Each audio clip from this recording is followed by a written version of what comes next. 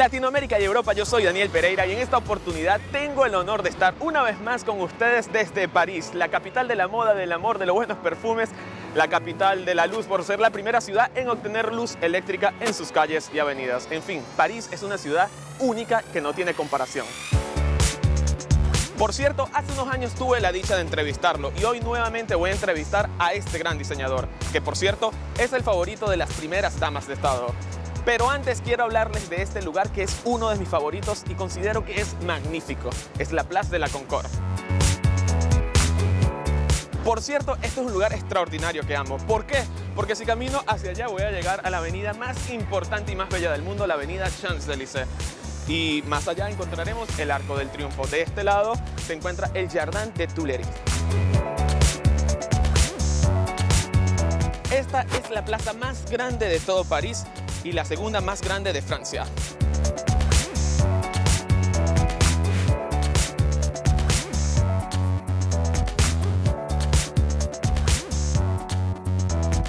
La Fuente de los Ríos, que se encuentra al lado de la Rue Royale, y la Fuente de los Mares, que se encuentra al lado del Sena.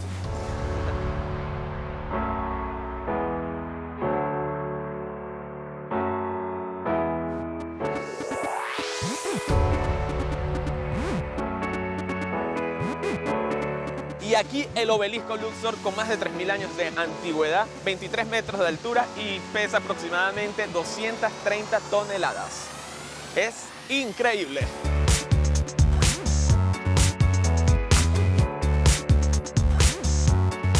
En el distrito número 1 se encuentra la plaza más bella del mundo, la Place de la Concorde. Y también se encuentran las tiendas más prestigiosas del globo terráqueo.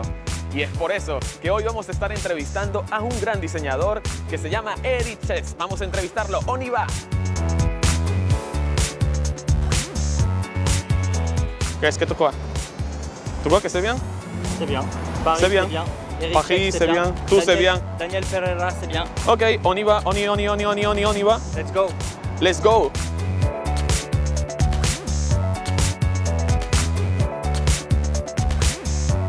Eric Chess lleva casi 4 décadas personificando la elegancia y vistiendo a grandes íconos de la moda. Uno de los puntos de referencia es el metro y el parking de la Place de la Concorde. Luego van a ver este letrero que es la Rue de Rivoli y vamos a llegar a la Maison Couture del diseñador parisino Eric Chess. Síganme.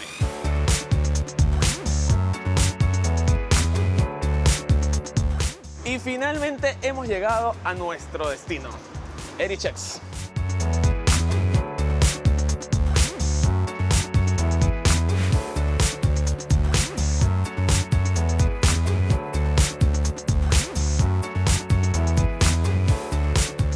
Bonjour, ça va? Je suis content de te retrouver en Footloose parce que c'est déjà 12 années, je crois, quelque chose comme ça. Déjà 12 années, le temps passe vite. Oui, le temps passe vite. Et je voudrais savoir où est-ce que vous trouvez l'inspiration? Les inspirations, mes clientes essentiellement, les tissus et la mode bien sûr, hein, puisqu'il faut suivre aussi un petit peu les tendances et la mode. Et en ce moment, j'avais regardé que déjà tu as les nouvelles collections de les choses pour les femmes qui sont très jolies, que j'aime bien. Vous pouvez parler un petit peu de les nouvelles collections? Eh bien, cette nouvelle collection de chaussures, en effet, c'est une nouvelle collection d'accessoires qu'on a ajoutée à notre maroquinerie. On a mis à peu près une année pour la développer, pour être sûr des cambrures, des hauteurs de talons, pour être sûr des plateformes et des plateaux. Et ensuite, j'ai développé cette ligne de chaussures complètement assortie dans un premier temps à des pays du soleil, pour la bonne raison, comme vous pouvez le voir, en collection d'hiver, on a de très jolies couleurs. Donc je me suis énormément inspiré de tous les tissus colorés des pays du Sud, surtout bien sûr les pays sud-américains et l'Afrique. Il y a une chose que j'aime beaucoup, que c'est que vous utilisez le couleur violette dans toutes les collections. J'aimerais savoir pourquoi vous utilisez les couleurs violettes. Lorsque j'étais plus jeune, j'utilisais le rose, énormément. Tout le monde voulait savoir pourquoi j'utilisais du rose. Et en fait, je pense que c'était parce que j'étais jeune, parce que j'aimais bien cette couleur un petit peu... cette couleur de fille, en fait. C'était une couleur de fille. et qui plaisait énormément à notre clientèle. Et en vieillissant, le rose est devenu violet. On dit que le violet, c'est la couleur de la sagesse. Donc je pense qu'en vieillissant, je suis devenu sage. ¿Por qué donnez-vous cette belle importance à la mode africaine? Alors si je donne une telle importance à la mode africaine, c'est tout simplement parce que depuis une vingtaine d'années, je travaille pour le continent africain. Et à l'époque où personne ne pensait que le continent africain serait un continent émergent, maintenant, on se rend compte que depuis 6-7 ans, le continent africain est en train de prendre une part d'importance très grande dans le monde. Et en fait, j'aime les Africains, j'aime justement le soleil. Je trouve qu'ils ont beaucoup de choses à dire. Il faut savoir aujourd'hui tout de même que le continent africain est quand même plus riche que le continent européen. Donc pour nous, c'est un potentiel de clients très important. Et comme c'est un continent, on n'est pas limité à un pays. Et les choses aussi que c'est très important, c'est que vous avez une clientèle de luxe. Oui, tout à fait. Il est évident que dans les pays émergents, dans les continents émergents comme ça, il y a toujours une clientèle qui est, bien sûr, qui est toujours plus importante au début. Pour la bonne raison, c'est qu'il y a toujours des gens qui font de l'argent, qui font du business, et bien sûr, ces gens-là ont besoin de dépenser, ces gens-là ont besoin de s'habiller. Et les Africains sont très forts en la matière, puisque c'est là-bas qu'on parle de sapeurs, de gens qui s'habillent, la sape. Voilà. En quel projet vous avez pour cette 2015 avec les sacs?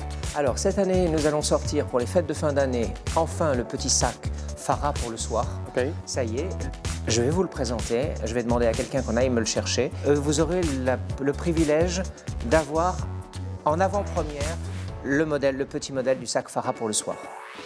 Merci beaucoup. Voilà le sac Farah pour cet hiver en fait. Là, il est pour l'instant en crocodile bleu marine. Okay. Il va être décliné dans toutes les peaux exotiques. Et bien sûr, là, vous voyez, c'est le prototype. Il manque encore le petit gland dont on va parler. Et il manque encore le ES avec la chaînette, les initiales ES. Alors pourquoi le petit gland? Parce que en fait, en vérité, le petit gland chez nous, c'est l'image de fabrique, l'image de marque de la société. La calèche pour Hermès, eh bien, le petit gland pour Eric Schex. Pour une bonne raison, c'est que le gland, c'est aussi, pour la joaillerie, notre poinçon de maître. Donc, à côté du poinçon d'état sur les bijoux, il y a toujours le poinçon du maître, le poinçon du fabricant. Le poinçon du fabricant, pour nous, c'est le gland. Et c'est à ça qu'on est reconnu dans le monde entier à cause du gland. Non, j'aime bien le gland parce que je crois que c'est très très joli. Et aussi les qualités de ce sac, c'est incroyable.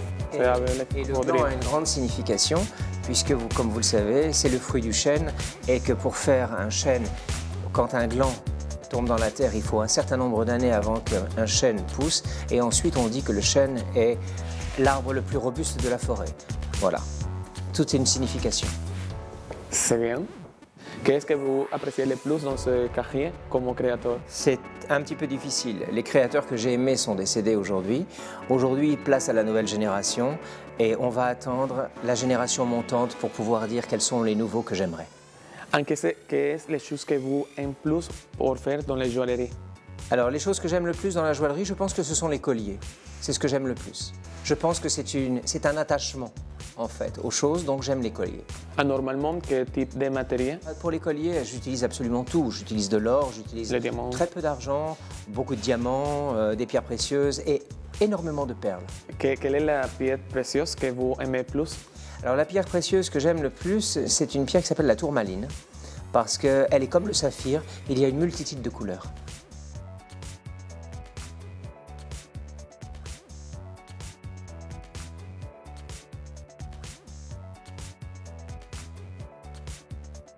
Quel conseil pouvez-vous donner à tous les fans qui rêvent pour s'habiller bien? Quel conseil je peux leur donner qui rêvent de bien s'habiller? Oui. Venez chez moi. Ok. Comment les gens peuvent trouver plus d'informations de Eric Schex? Sur les réseaux sociaux, Twitter, Google, Facebook, Instagram, Pinterest, il y a beaucoup de choses sur lesquelles on peut retrouver Eric Schex. C'est intéressant parce que tous les réseaux sociaux qui existent, c'est déjà Eric Schex. Voilà. Souhaitons que ça continue longtemps. Quel projet vous avez pour cette année 2015? Alors pour l'année 2015, ça y est, c'est mis en place. Nous allons éditer un livre sur la joaillerie, sur toute la joaillerie Eric Schex. Et le livre s'appellera Bijoux d'un couturier. Ah, je vais penser Farah. mais il sera préfacé par l'impératrice Faradiba. On espère qu'il sortira fin du premier semestre 2015.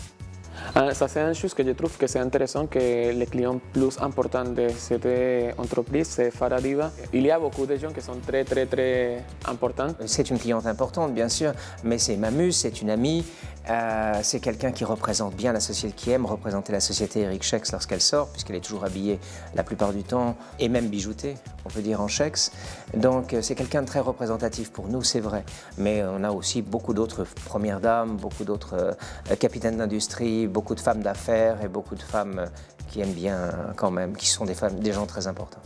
Je vais changer un petit peu le sujet en ce moment parce que je voudrais savoir si quelques femmes en jus de magie, ils peuvent faire les vêtements ici. Oui, tout à fait. Alors, nous faisons des robes de mariée exclusivement sur demande. Nous faisons en France, en gros, 4-5 robes de mariée par an, voilà. Mais je ne termine jamais mes collections avec des robes de mariée, c'est très rare. Mais je en fabrique sur demande pour ma clientèle. Mais tous les temps, c'est les pièces exclusives pour... Toujours. Bien, de toute façon, toutes nos robes sur mesure sont exclusives. Ça, c'est les choses que j'aime oui, plus. Ça, c'est très important. Je crois que tous les gens aiment beaucoup ça. Chez nous, la particularité de la femme qui s'habille chez nous, ce n'est pas une femme qui veut ressembler aux autres. C'est une femme qui a sa propre identité et qui veut absolument conserver son identité, son style et sa façon de s'habiller. Elle ne veut en aucun cas s'afficher avec un nom. Pour vous, quelle est la clé de la réussite? Alors là, je ne sais pas. La clé de la réussite, c'est beaucoup de travail et beaucoup d'investissement de soi-même dans son travail et pour sa clientèle. Mais aussi, je trouve que la clé de la réussite de vous, c'est que vous seulement faites la création de les choses qui sont originales et authentiques. Oui, parce que en fait, je crée des choses vraiment exclusives, des pièces uniques, que ce soit en couture, en joaillerie, en maroquinerie. Ok. Merci Food Plus pour me recevoir ici. Je suis content en Food Plus et j'espère te trouver dans le futur encore. Avec grand plaisir, c'est sûr.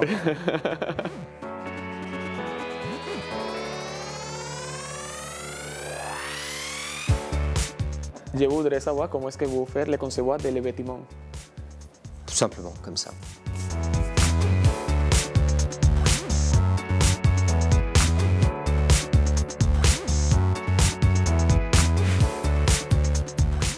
Il y a autre chose que j'aime beaucoup, c'est que en le moment que vous faites le concevoir, à côté de vous, c'est ce chien. Oui, tout à fait. Le chien de papa, Golconde.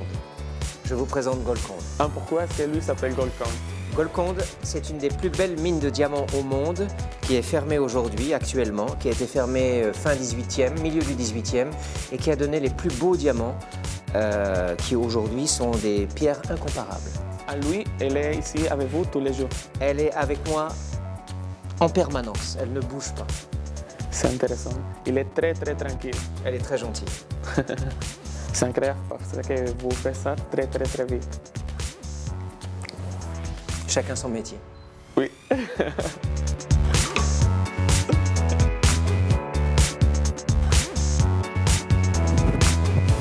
Voilà. Ça c'est pour les fois.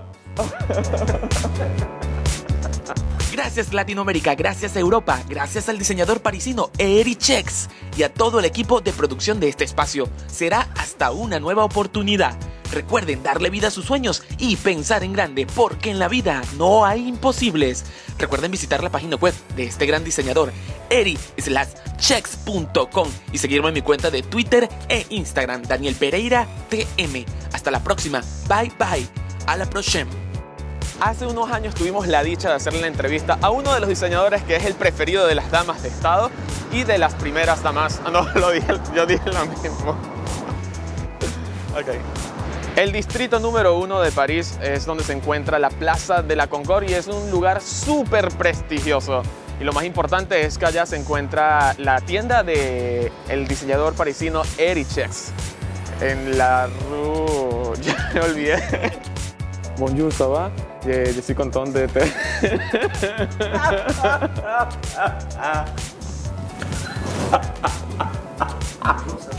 Come, let's play. It's time to party, girl. Fun is what we crave. So throw your hands up. DJ, let it play. And we'll keep dancing till the end.